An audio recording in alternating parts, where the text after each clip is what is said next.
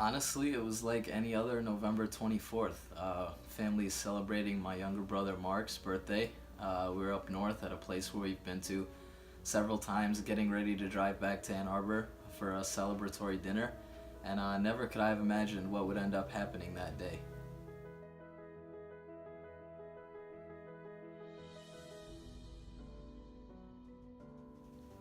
Before the accident, my family and I had no real experience with disability. You know, we were all blessed and fortunate enough to have no physical or emotional impairments, but that accident changed our entire lives. You know, after that and going through what we went through with my sister, we've experienced all aspects of disability, communication with health professionals, social workers, stigma, labels. We've seen it all. This is my story. This is my story. This is my story. This is our story.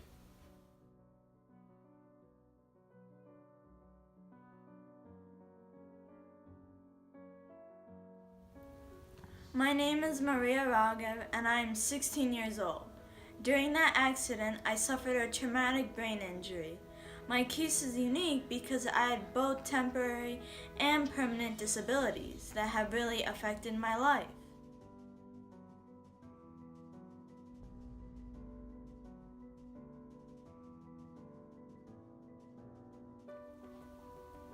Dealing with depression was very difficult for me during recovery. I had very long days and I would just go from session to session. I felt like a package for delivery. Also, there were some physicians that didn't even ask how I was doing. They only cared about the medical side.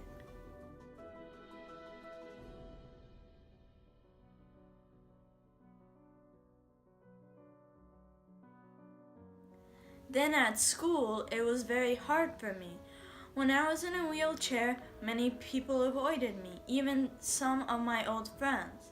It was hard because I was still the same Maria, but not to them. Just because I have comprehension and memory issues doesn't mean I'm not a human.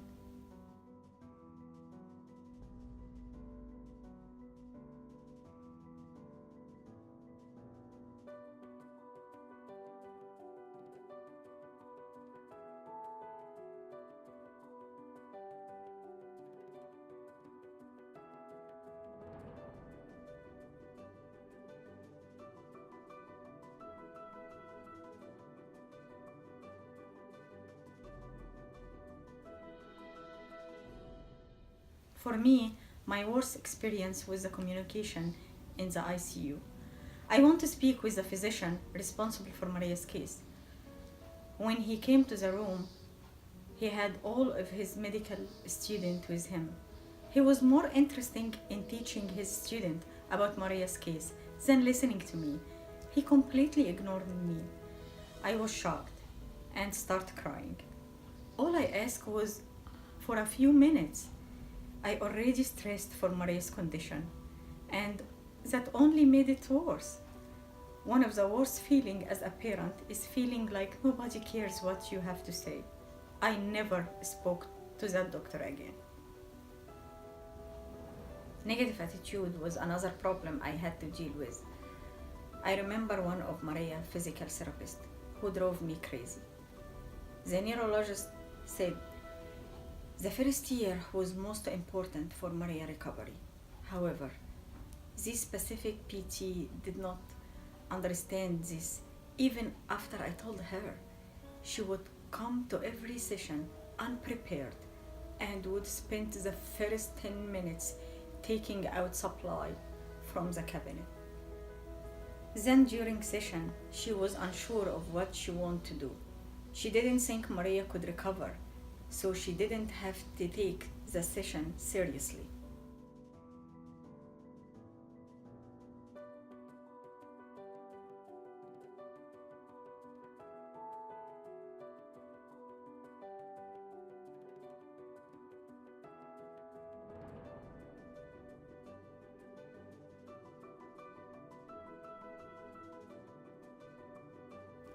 One of my bad experiences was the denial of coverage to some of the services associated with the TBI, such as speech therapy, occupational therapy, and physical therapy. When insurance company realized that my daughter was not using a wheelchair, they thought that she's fine. Therefore, they started denying these services that are important to my daughter's full recovery. Worst of all, they started to throw services at the school and claim the services have to be performed at the school under her IEP. But my daughter's problem is health related, not educational related, which means that she will get away better services at the hospital instead of the school system. Another struggle that we had was the bills from the hospitals. They were too huge.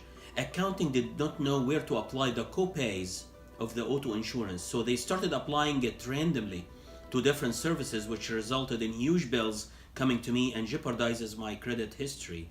Most bills were paid by the auto insurance. They just didn't have any idea where to apply it. It took me months to reclassify these bills and go back and forth with the hospital to correct the situation, to the extent that they dedicated a special accountant to handle Maria's case. Worst of all is my experience with the school system.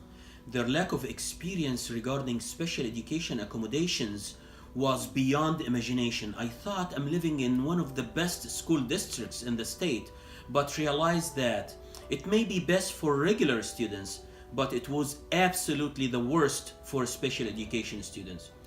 Because my daughter was walking like normal, they thought that all the accommodations we had put in her IEP is just to take advantage of the system. We had long fight started back from elementary school and still going on in her high school. The lack of teacher training and the lack of professional special education teachers just made our life a nightmare. It's unfortunate to say that they don't read.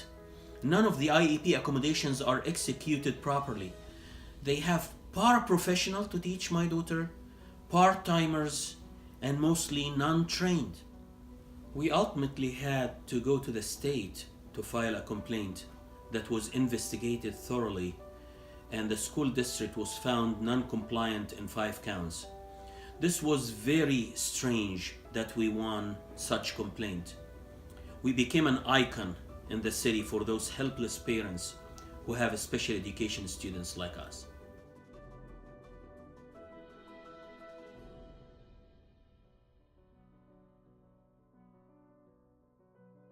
Physicians need to advocate for their patient because parents don't have too much power.